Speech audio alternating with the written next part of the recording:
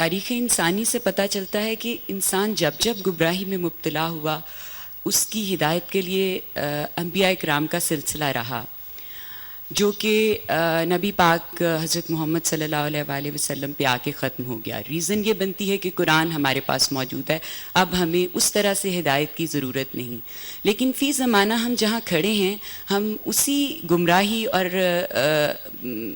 ضلالت ساری جو ہے ہمارے اندر موجود ہے، جو مجھے لگتا ہے اس زمانے میں اہل قریش کے اندر موجود تھی۔ شرک کی ڈفرینٹ قسمیں ہمیں نظر آتی ہیں، اور اس کو پروف بھی کیا جا رہا ہے قرآن پاک کی مختلف تفسیروں کے ذریعے کہ بھئی جیسے پیری مریدی ہے، جیسے بہت سارے پہلے بتوں کو پوجا جاتا تھا، اب انسانوں کو اس کی جگہ پہ رکھ دیا جاتا ہے۔ یعنی انسان جو ہے وہ اسی جگہ کھڑا ہو گیا گمراہی کے جہاں پر کہ انبیاء اکرام آیا کرتے تھے اصلاح کے لیے۔ تو کیا ہم لوگ خاص لوگ ہیں کہ ہمارے لیے بعد میں یہ سلسلہ نہیں جاری رکھا گیا؟ قرآن کافی تھا تو پھر قرآن کافی کیوں نہیں رہا؟ انسان اس سے کیوں بھٹک رہا ہے؟ وہ سیدھا راستہ اس سے کیوں نہیں اختیار کرتا؟ اللہ تعالیٰ نے انبیاء علیہ السلام اس لیے نہیں بھیجے کہ لوگوں کو گمراہی سے نکال دیں، ہرگز اس لیے نہیں بھیجے۔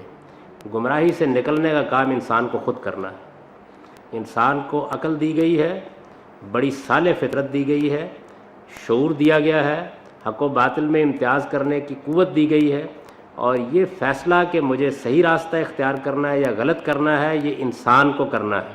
انبیاء علیہ السلام انسانوں کو درست کر کے بالکل ٹھیک جگہ پر لے آئیں، یہ ان کا کام ہی نہیں ہے، بلکہ انہوں نے اپنے زمانے میں جب اس کی خواہش کی تو اللہ تعالیٰ نے صاف صاف طریقے سے ان کو بتا دیا کہ انک لا تہدی من احببت، آپ کی پسند یا ناپسند یا آپ کی محنت پر لوگوں کی ہدایت منحصر نہیں ہے، یہ بتا دیا صاف صاف۔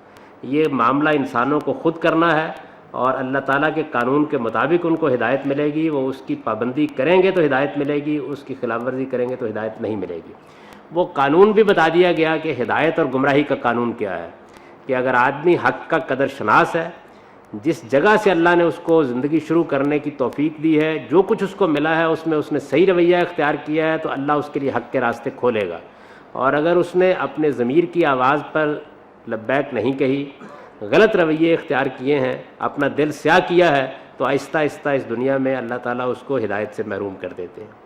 تو ہدایت اور ضلالت، ہدایت اور گمراہی، یہ سرتسر انسان کے اپنے فیصلے پر ہے اور اللہ کی توفیق پر ہے، یہ کوئی کسی کو نہیں دے سکتا۔ انبیاء علیہ السلام بھی اس مقصد کے لیے بہت اچھی طرح سمجھ لیجئے ہرگز نہیں بھیجے گئے تھے، انہوں نے یہ کام کبھی نہیں کیا، اور جب کرنے کی کوشش کی تو اس میں کوئی بہت کامیابی ان کو کبھی نہیں ہوئی۔ سیدنا نوح علیہ السلام کی قوم میں سے کتنے لوگ تھے کہ جن کو وہ ہدایت دینے میں کامیاب ہوئے؟ اتنے کہ جو ایک کشتی میں سوار کر لیے جائیں، باقی ساری کی ساری قوم ڈبو دی گئی۔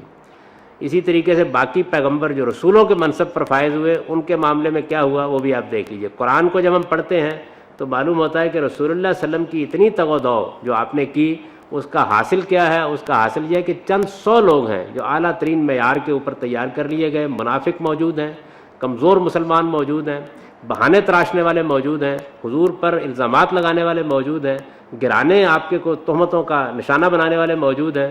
یہ مکہ ہی میں نہیں، مدینہ بھی موجود ہیں، یہ پہلے دن ہی نہیں آخری دن بھی موجود رہے ہیں۔ تو اس وجہ سے گمراہی اور ہدایت یہ انسان کا اپنا کام ہے، وہ اس سے حاصل کرتا ہے، اور خدا کی توفیق ہے جس سے اس کو ملتی ہے۔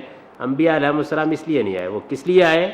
وہ اس لیے آئے کہ انسانوں کے سامنے حق کو واضح کر دیا جائے، یعنی اگر کوئی حق کا سچا طالب اس کو جاننا چاہے تو اس کے سامنے حق موجود ہے، اس لیے آئے۔ یہ کام انہوں نے کیا، یہ کام اس وقت بھی پوری طرح موجود ہے۔ حضور صلی اللہ علیہ وسلم کا دیا ہوا قرآن بھی موجود ہے، اور آپ آدمی اگر حق کا سچا طالب اس کو ہو کر جاننا چاہے تو اس کو کسی قسم کی کوئی زحمت پیش نہیں آتی۔ اور حضور کا دیا ہوا دین بھی مسلمانوں کے اجماع اور تواتر عملی سے موجود ہے، اس میں کسی نوعیت کا کوئی اختلاف نہیں ہے، جب آدمی جاننا چاہے وہ اس کو جان سکتا ہے۔